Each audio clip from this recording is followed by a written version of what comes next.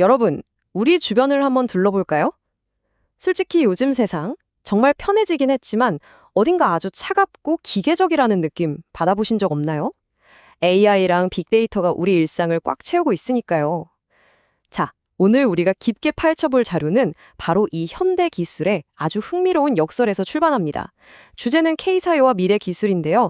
과연 이 금속성 가득한 차가운 효율의 시대에 한국적인 사유 방식이 어떤 돌파구를 제시할 수 있을지 한번 분석해 보겠습니다. 이 문헌을 보면 초반부터 아주 뼈아픈 통찰을 하나 딱 던집니다. 기술은 더 똑똑해졌지만 사람은 더 외롭고 분열되었다.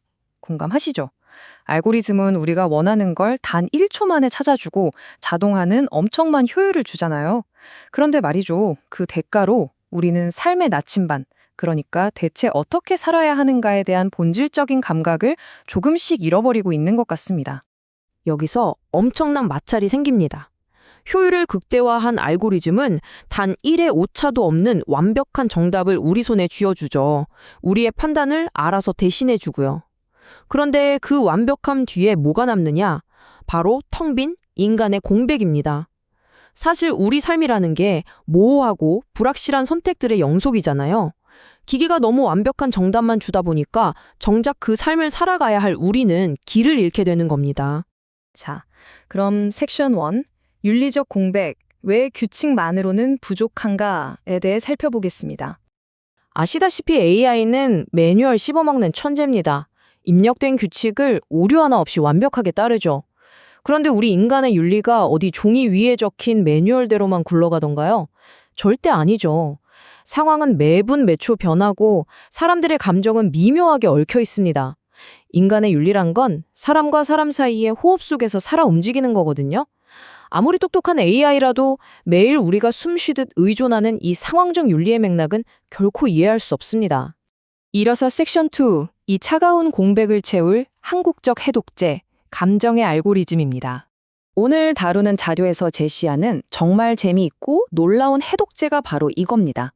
눈치예요. 네, 우리가 매일 쓰는 그 눈치 맞습니다. 이걸 그냥 피곤한 한국의 문화적 특징 정도로만 생각하셨다면 오산입니다.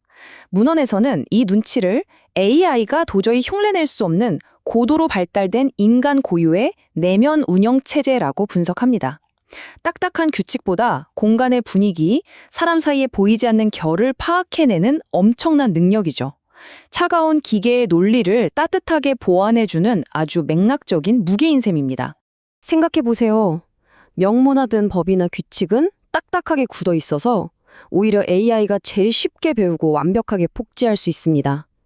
반면에 우리 한국적 사유의 핵심인 눈치와 분위기는 어떤가요? 사람들 사이에 스르륵 흐르는 이 무형의 텍스처는 사실 적혀있는 법보다 훨씬 더 큰 힘을 발휘할 때가 많죠. 그리고 장담하건대 그 어떤 슈퍼컴퓨터도 이 미묘하고 따뜻한 공기의 흐름을 완벽히 계산해낼 수는 없습니다. 여기에 한 발 더 나아가 최면이라는 개념이 등장합니다. 거칠애나 가식 아니냐고요? 사실 이건 외부에서 누가 채찍질하지 않아도 부끄러움을 알고 사회적 조화를 이루기 위해 스스로 행동을 통제하는 엄청난 감정 조절 시스템입니다. 법이나 융통성 없는 AI가 챙기지 못하고 흘려버리는 수많은 윤리적 사각지대들 있잖아요. 우리는 바로 이 체면이라는 내면의 나침반을 통해 그 틈새를 다 커버하고 있었던 겁니다. 그러니까 정리하자면 이런 K 사유들은 낡은 옛날식 사고방식이 아닙니다. 오히려 지금 이 AI 시대에 너무나도 절실한 보안제이자 필수 소프트웨어죠.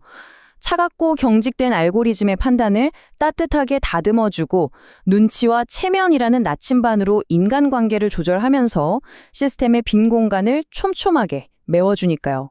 자, 마지막 섹션 3. 함께 사는 기술로의 전환입니다. 지금까지의 기술 발전은 솔직히 말해서 나 혼자서 남들보다 얼마나 빠르고 효율적으로 잘 되느냐에 집중했습니다. 극단적인 경쟁이었죠. 하지만 이 문헌은 이제 패러다임을 180도 바꿔야 한다고 주장합니다. 고립된 차가움에서 벗어나서 우리라는 공동체와 배려, 조율에 집중하는 같이 잘 사는 기술로 넘어가야 한다는 거죠. 나만을 위한 기술에서 우리를 묶어주는 기술로의 전환입니다. 이 대목에서 자료가 정말 묵직한 질문을 하나 던집니다. 과연 기술이 사람을 이해할 수 있을까요?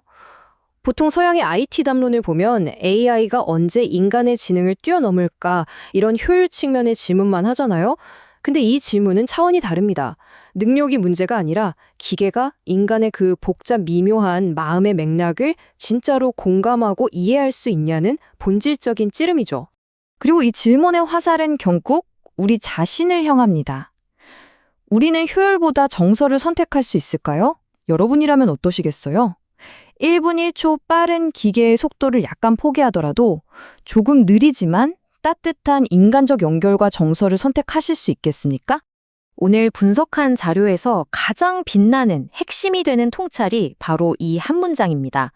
기술은 정답을 만들지만 한국적 사유는 의미를 만든다. 와, 정말 와닿지 않나요? 완벽한 기술 사회로 갈수록 우리에게 필요한 건 차가운 정답 자판기가 아닙니다. 우리가 서로 부대끼며 어떻게 살아야 하는지 그 의미를 찾아내는 능력이죠. 그 의미를 찾는 건 철저하게 사람의 영역입니다. 일상에서 이런 생각들 자주 하시죠? 아, 저 사람 아까 대체 왜 그랬을까? 만약 나라면 저 상황에서 어떻게 행동했을까? 내가 그 아픈 마음을 진짜 이해할 수 있을까?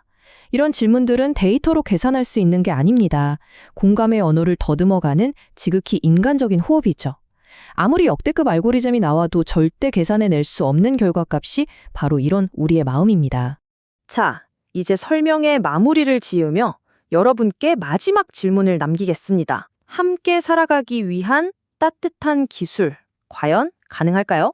차갑고 딱딱한 효율의 벽을 넘어 공감, 눈치, 체면이라는 인간의 정서를 품어내는 기술. 오늘 다뤄본 이 철학적 해독제가 여러분이 상상하는 미래에 신선한 생각거리가 되었길 바랍니다. 과연 우리가 맞이할 다음 기술은 우리의 체온만큼 따뜻해질 수 있을까요?